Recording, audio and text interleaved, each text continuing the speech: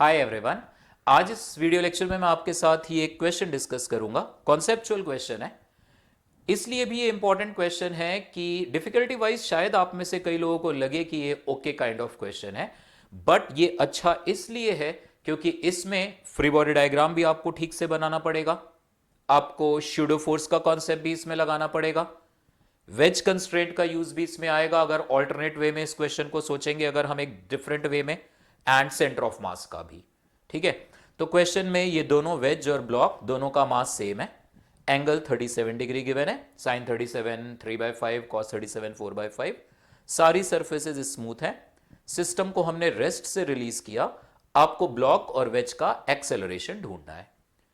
Interesting thing is आप में से मोस्ट ऑफ द स्टूडेंट्स, मैं कहूंगा 90%, आप इसको स्यूडो फोर्स वाले मेथड से अप्रोच करोगे, बट मैं चाहूंगा अगर आपको आता है, आपने किया हुआ क्वेश्चन है, तो स्यूडो फोर्स मेथड से सॉल्व करो एक बार इसको।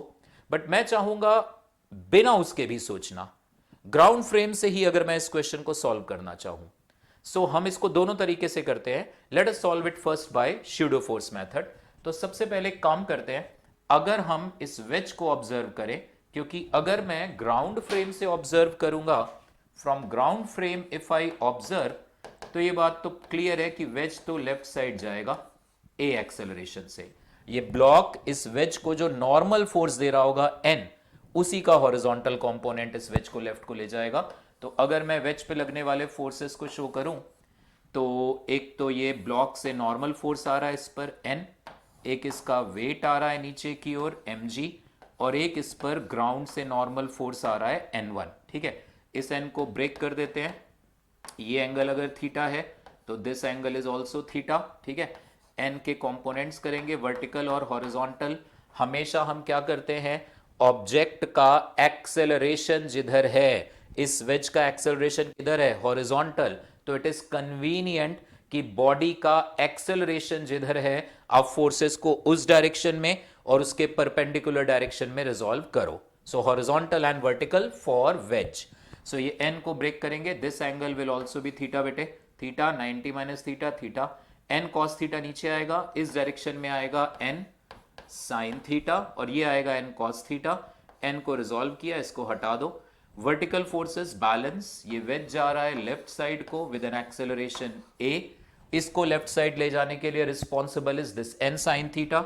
सो this n sine theta that is equal to ma, ये एक इक्वेशन बनी। Sine 37 is 3/5, so 3n/5 that is equal to ma, ये हमारी बन गई पहली इक्वेशन। वर्टिकल फोर्सेस में मुझे मतलब इस क्वेश्चन में कुछ नहीं चाहिए, n1 is equal to n cos theta plus mg आएगा, तो वो इक्वेशन हमारे काम की नहीं है।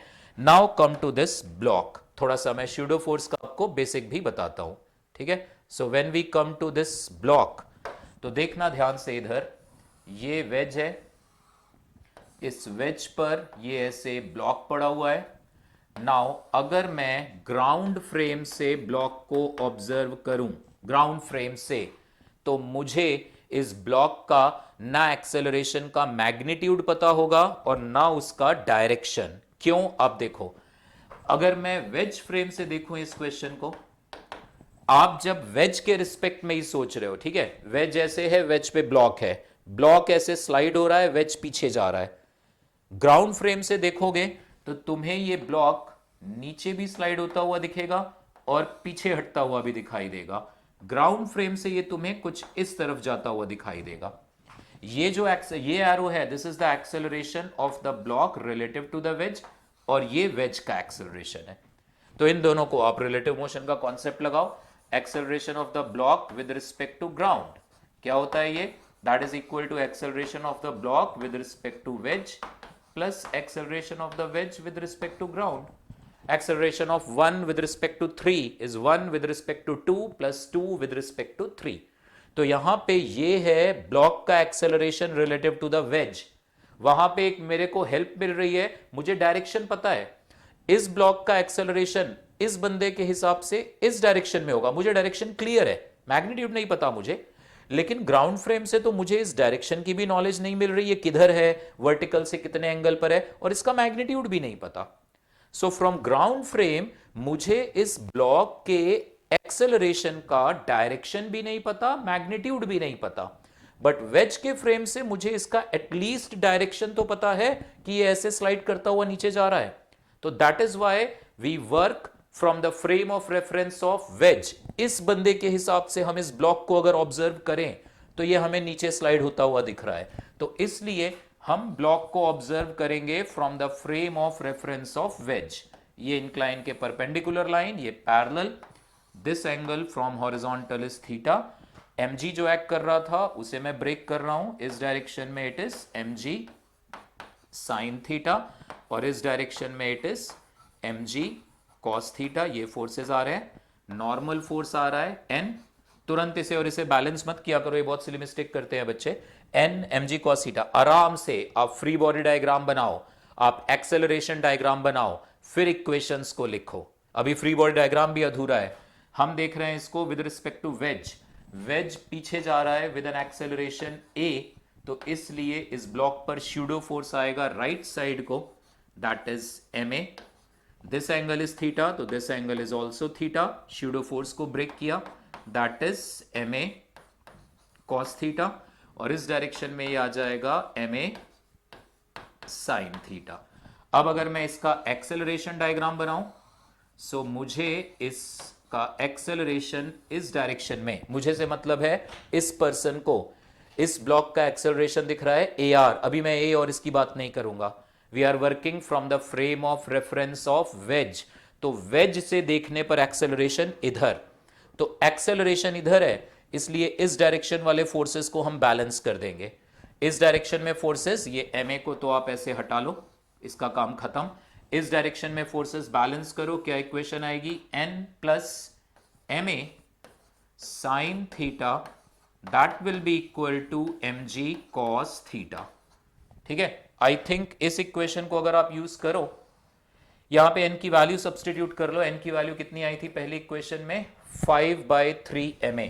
सो n की वैल्यू यहां पे रख देते हैं 5/3 ma प्लस ma साइन 37 कितना, 3/5, that is equal to mg cos 37 कितना, 4/5। सो यहां से m कैंसिल हो गया, so what we will get 5a/3 plus 3a/5, 15 हमने एलसीएम लिया, सो 5 ये आ गया 25a प्लस ये आ गया 9a, that is equal to 4g/5 आ रहा है। तो यहां से हमें a की वैल्यू मिल जाएगी 34a डिवाइडेड बाय 3, ये 5 और ये 15 कैंसिल किया, that is 4g। So acceleration की वैल्यू आ गई 12g/34, 2 से कैंसिल कर दो, दैट इज 6g/17। ये हमें मिल गया वेज का एक्सेलरेशन, तो ये तो डायरेक्ट ही मिल गया। नाउ मुझे चाहिए था ब्लॉक का भी एक्सेलरेशन, बट अभी आप गौर करना, ये जो AR है ये ब्लॉक का एक्सेलरेशन रिलेटिव टू वेज है। तो इस डायरेक्शन में फोर्स है mg sine theta plus ma cos theta, ऊपर की ओर कोई फोर्स नहीं है, तो जिधर एक्सेलरेशन है उस तरफ का force minus opposite is equal to ma। तो इसकी इक्वेशन क्या बनेगी, mg sine theta plus ma cos theta.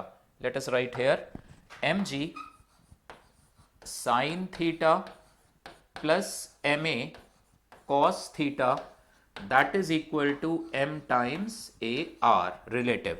सो m तो कैंसिल कर दो यहां से, g की वैल्यू g ही रहने दो, g साइन 37 इज 3/5, a की वैल्यू आई है आपकी 6g बाय, ये रही a की वैल्यू 6g/17 इंटू कॉस 37 आ गया 4/5, दैट इज a रिलेटिव। तो यहां से ए रिलेटिव की वैल्यू चेक करते हैं कितनी आएगी, 17 इंटू 5 एलसीएम ले लेते हैं 85, तो ये आ जाएगा 17, तो दिस इज 51g प्लस ये आ जाएगा 24g, that is equal to AR आएगा यहां से हमारे पास। So what we will get 75g/85 को मैं वापस 17 इंटू 5 ही लिख ले रहा हूं कैंसिल करने के लिए, AR। सो AR की वैल्यू आ रही है कितनी, 15g/17। काम अभी खत्म नहीं हुआ, ये तुम्हें क्या मिला, ये तुम्हें ब्लॉक का एक्सेलरेशन मिला है relative to the wedge. Now we need the actual. अब तुम्हें रिलेटिव का कॉन्सेप्ट लगाना है। तो स्यूडो फोर्स, एक बात और सुनना मेरी इंपॉर्टेंट, और इसको अपने नोट्स में नोट कर लेना। स्यूडो फोर्स का यूज जब तुम करते हो तो जो भी अननोन फोर्सेस ढूंढते हो, लेट अस सपोज यहां पे एन की वैल्यू मुझे चाहिए होती, वैसे तो यहां एन की वैल्यू मुझे डायरेक्ट पता थी, एनीवेज ये एन की वैल्यू, चलो ए तुम्हें मिला, ये ए की वैल्यू मिली ना 6g/17, इस ए की वैल्यू को यहां पे रखकर तुम्हें एन की वैल्यू मिलेगी। तो कभी भी तुम नॉन इनर्शियल फ्रेम से क्वेश्चन सॉल्व करते हो, अननोन कोई फोर्स आप ढूंढ रहे हो, अनडाउटेडली नॉन इनर्शियल फ्रेम में गए तो स्यूडो फोर्स एक एक्स्ट्रा फोर्स आप दिखाते हो, वहां पे कोई अननोन फोर्स की वैल्यू जो तुम्हें मिलती है दैट इज राइट, एक्यूरेट, वो सही है। एक्सेलरेशन जो तुम्हें मिलता है वो सही नहीं है, वो उस फ्रेम के रिस्पेक्ट में है। So force non inertial frame से गए तो फोर्स अननोन, सही वैल्यू मिलेगी। एक्सेलरेशन तुम्हें उस फ्रेम से दिखाई देने वाला मिलेगा, यानी ए आर इस केस में। तो अब हमें ए आर की वैल्यू मिल चुकी है, दैट इज 5g/17, बट मुझे तो इस वेज का एक्चुअल एक्सेलरेशन चाहिए था। सो एक्चुअल एक्सेलरेशन चाहिए, तो अभी काम थोड़ा सा बाकी है। सो अब रिलेटिव मोशन का कॉन्सेप्ट यूज करते हैं। ये था हमारे पास ये ब्लॉक का एक्सेलरेशन था ऐसे ए आर, इसके कंपोनेंट्स कर लेते हैं। ये एंगल है थीटा, ये इंक्लाइन सरफेस के पैरेलल लाइन थी, तो दिस एंगल इज थीटा। तो ये एक्सेलरेशन कितना आ रहा है, ए आर कॉस थीटा, और ये एक्सेलरेशन कितना आ रहा है, ए आर साइन थीटा। ये एक्सेलरेशन किसे दिख रहा है, एक ऐसे पर्सन को जो खुद ए एक्सेलरेशन से लेफ्ट को जा रहा है। ठीक है, अब रिलेटिव का यूज आएगा यहां पे, ध्यान से देखना। ये a r cos theta, a r sine theta है acceleration of the block as seen by this person. क्योंकि ये पर्सन हॉरिजॉन्टल चल रहा है, तो इसलिए वर्टिकल डायरेक्शन में इसको जो भी एक्सेलरेशन दिख रहा है दैट इज ट्रू। अगर तुम एक्स एक्सिस की ओर मूव कर रहे हो, तो वाई एक्सिस की ओर अगर तुम्हें किसी बॉडी का एक्सेलरेशन दिख रहा है 5 मीटर पर सेकेंड स्क्वायर, तो वो सही है, वो एक्चुअल में भी 5 है। वाई एक्सिस की ओर जो भी तुम्हें उसका मोशन दिख रहा है ग्राउंड फ्रेम से भी वही दिखाई देगा। सो ये ए आर साइन थीटा इसका एक्चुअल एक्सेलरेशन आ गया ग्राउंड फ्रेम से। ए आर की वैल्यू कितनी थी बेटे, 15g/17। सो 15g/17 इंटू साइन 37 कितना, 3/5, तो ये वैल्यू कितनी आ जाएगी, 9g/17। ये आ गया एक्सेलरेशन। ठीक है, नाउ इसको देखो, कंफ्यूजन हमेशा अवॉइड करने के लिए आप क्या किया करो, आप एक्चुअल एक्सेलरेशन एज्यूम कर लिया करो। मान लो इस ब्लॉक का हॉरिजॉन्टल डायरेक्शन में एक्चुअल एक्सेलरेशन है ए नॉट, वर्टिकल में तो तुम्हें इसका एक्सेलरेशन मिल ही चुका 9g/17, ये ब्लॉक का एक्चुअल। नाउ एक्चुअल, इसे क्या है, रिलेटिव में डाउट। जिन बच्चों की प्रैक्टिस अच्छी है वो उनके दिमाग में प्रैक्टिस कर करके सेट हो चुका होता है। मेरी ये सब बातें बेटे ध्यान रखो, आप क्लास में पढ़ोगे, टीचर कितना भी अच्छा पढ़ाए आपको, जब तक आप उसकी घर पे प्रैक्टिस नहीं करोगे आप एग्जाम में उन क्वेश्चंस को फटाफट सॉल्व नहीं कर पाओगे। ये रिलेटिव छोटे छोटे कॉन्सेप्ट में ही मैंने बच्चों को अटकते देखा है। सो एक्चुअल मैंने अज्यूम किया, उसका एक्सेलरेशन ए नॉट उधर, इसका ए इधर, so what is relative, A naught plus A which is a r cos theta.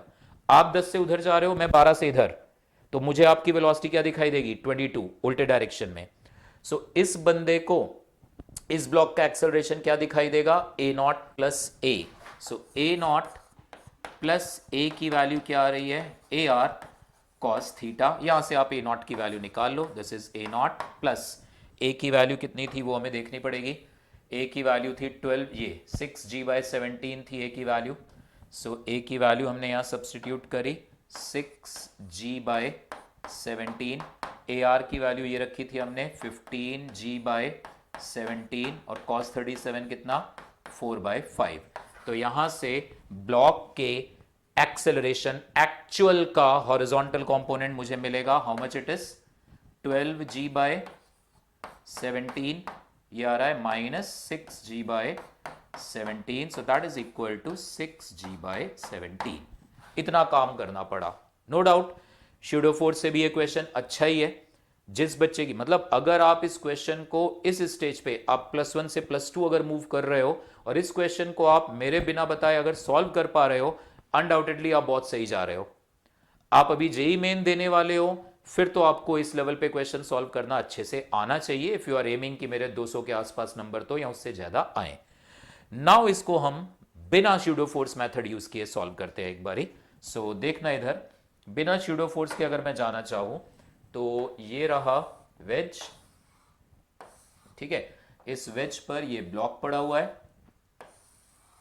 Now अगर मैं ग्राउंड फ्रेम से ही देखूं, मैं इस वेज और ब्लॉक को एज सिस्टम मान के चलूं, ये रहा वेज, ये रहा ब्लॉक। अगर आप एक सिस्टम ले रहे हो, खाली तुम M1 को या लेट अस से M1 और M2 इन्हें सिस्टम मान रहे हो, तो फ्री बॉडी डायग्राम में we only show the forces coming from outside on M1 plus M2। M1 का M2 पर, M2 का M1 पर फोर्स नहीं दिखाते, तो हम ब्लॉक और वेज के बीच जो नॉर्मल फोर्स था वो नहीं दिखाएंगे। तो अगर मैं इसे सिस्टम मानूं तो ये mg डाउनवर्ड, ये इसका वेट भी mg डाउनवर्ड और ग्राउंड से नॉर्मल फोर्स n1। तो हमारे इस वेज प्लस ब्लॉक सिस्टम पर तीन तीन एक्सटर्नल फोर्सेस हैं और तीनों के तीनों फोर्सेस वर्टिकल हैं। इसका मतलब हॉरिजॉन्टल डायरेक्शन में हमारे इस सिस्टम पर कोई एक्सटर्नल फोर्स नहीं है। F external in horizontal direction, horizontal direction में एक्सटर्नल फोर्स नहीं है। तो इसका क्या मतलब निकला, सेंटर ऑफ मास का acceleration in the x axis यानी हॉरिजॉन्टल डायरेक्शन के अलोंग कितना आएगा, 0। सेंटर ऑफ मास का एक्सेलरेशन वर्टिकल में आएगा, हॉरिजॉन्टल डायरेक्शन में इट विल बी 0। अब एक्सेलरेशन सेंटर ऑफ मास का होता क्या है, it is m1a1 plus m2a2 upon m1 plus m2। मान लो मैं ये हॉरिजॉन्टली सब बात कर रहा हूं, a1 a2 m1 और m2 के हॉरिजॉन्टल एक्सेलरेशन है। If this is equal to 0, इसका क्या मतलब निकला, m1 a1 is equal to minus of m2 a2। और हमारे क्वेश्चन में तो दोनों ब्लॉक्स का मास भी सेम था, तो इसका मतलब अगर मैं ग्राउंड फ्रेम से ऑब्जर्व करूं तो ये बात ठीक है, मुझे ब्लॉक के नेट एक्सेलरेशन का डायरेक्शन नहीं पता, बट ये बात भी मैं सेंटर ऑफ मास से बोल सकता हूं कि अगर वेज ए एक्सेलरेशन से लेफ्ट जाएगा तो ब्लॉक का एक्सेलरेशन का हॉरिजॉन्टल कंपोनेंट ए होगा। That I can say clearly. आप पिछले क्वेश्चन में देख भी सकते हो, आ रहा था यही पिछले मेथड में। इस ब्लॉक का मैंने वर्टिकल एक्सेलरेशन एज्यूम कर लिया, लेट अस से a1 ये मान लिया। तो मेरे सामने अभी बस दो अननोन है, मुझे इस वेज का एक्सेलरेशन ए चाहिए, ब्लॉक का एक्सेलरेशन भी हॉरिजॉन्टल कंपोनेंट ए होगा और ब्लॉक का ये वर्टिकल। नाउ पिछले मेथड के मैं थोड़े कॉन्सेप्ट यूज करता हूं। ब्लॉक ने वेज को जो नॉर्मल फोर्स दिया था ऐसे n, इस n के कंपोनेंट्स, इसका ये पार्ट हमारा पिछले क्वेश्चन जैसा ही रहेगा, ये एंगल थीटा, ये एंगल थीटा, तो n sine theta equal to ma यानी 3n/5 is equal to ma। इस इक्वेशन का तो हम यूज यहां भी इस मेथड में भी करेंगे, ये हिस्सा तो कॉमन है। Now let us analyse the block directly from the ground frame. देखो एडवांटेज मिला, मैंने सेंटर ऑफ मास के इस छोटे से कॉन्सेप्ट को यूज किया, तो पिछली बार वो स्यूडो फोर्स यूज करके फिर रिलेटिव मोशन यूज करके तब हम जाके ब्लॉक के एक्चुअल एक्सेलरेशन तक पहुंच पाए थे। अब हम डायरेक्ट ब्लॉक के एक्चुअल एक्सेलरेशन, हाँ क्वेश्चन में ही बोले मुझे ब्लॉक का एक्सेलरेशन वेज के रिस्पेक्ट में ही चाहिए, फिर तो वही मेथड बेटर है क्योंकि आप डायरेक्ट आपको AR मिल गया था एक्सेलरेशन। बट अगर आपको ब्लॉक का एक्सेलरेशन एक्चुअल चाहिए, ग्राउंड फ्रेम के रिस्पेक्ट में चाहिए, तो ये मेथड शॉर्ट है उससे, क्योंकि हमें यहां पे डायरेक्ट a1 और a मिलेगा। सो 3n/5 इज ma। नाउ अब अगर मैं ब्लॉक को एनालाइज करूं फ्रॉम ग्राउंड फ्रेम, तो इस बारी मैं ब्लॉक पे लगने वाले फोर्सेस को ऐसे ब्रेक करूंगा, क्योंकि ये ब्लॉक मुझे ग्राउंड फ्रेम से हॉरिजॉन्टली इधर ए से और वर्टिकली इधर, तो as I told you earlier also, जिस डायरेक्शन में तुम्हें ऑब्जेक्ट का एक्सेलरेशन दिख रहा है, आप जिस भी फ्रेम में हो, आप फोर्सेस को उधर ही ब्रेक करो और उसके परपेंडिकुलर। वेज फ्रेम से मुझे एक्सेलरेशन डाउन द इंक्लाइन दिख रहा था, तो मैंने फोर्सेस को वैसे और उसके नॉर्मल रिजॉल्व किया था। ग्राउंड फ्रेम से मुझे ये acceleration horizontal and vertical components लेने हैं, तो accordingly I am resolving the forces. तो वेट तो ऐसे ही है mg, नॉर्मल फोर्स उस इंक्लाइन के परपेंडिकुलर आएगा n, या आप प्लीज चेक करना, ये एंगल थीटा आएगा वही 37, आप हल्की सी ज्योमेट्री बना के चेक करके देख लो, ठीक है। सो ग्राउंड फ्रेम से अगर मैं इक्वेशन बनाऊं तो n sin theta equal to ma, तो वही इक्वेशन बनेगी वेज वाली। ये इक्वेशन बनेगी क्योंकि एक्सेलरेशन डाउनवर्ड है, n को तोड़ेंगे हम, n cos theta n sin theta, so mg minus n cos theta is equal to ma1। ठीक है, ये इक्वेशन आई। तो यहां से मेरे पास रिलेशन आ जाएगा mg माइनस n की वैल्यू थी, कितनी थी n की value, it was yes 5/3 ma। So n की वैल्यू यहां पे रख देते हैं हम, this is 5/3 ma, cos 37 is 4/5 is equal to ma1। so m cancel, तो ये आ गया g minus 4a/3 is equal to a1। ये दूसरी इक्वेशन मेरी। नाउ कितने अननोन आए, a1 n, इक्वेशन कितनी बनी है अभी तक हमारे पास, 2। मेरे को एक और कंडीशन चाहिए, और अब आएगा आई थिंक, इतनी देर तक अगर जो भी बच्चे आप वीडियो देख रहे हो तो आप प्लीज अब सोचो, मेरे को स्यूडो फोर्स पे नहीं जाना, रिमेंबर दैट, वो मेथड नहीं चाहिए। तो ग्राउंड फ्रेम से आप यहां पे आपको थोड़ा सा दिमाग लगाना पड़ेगा। So now I am going for wedge constraint.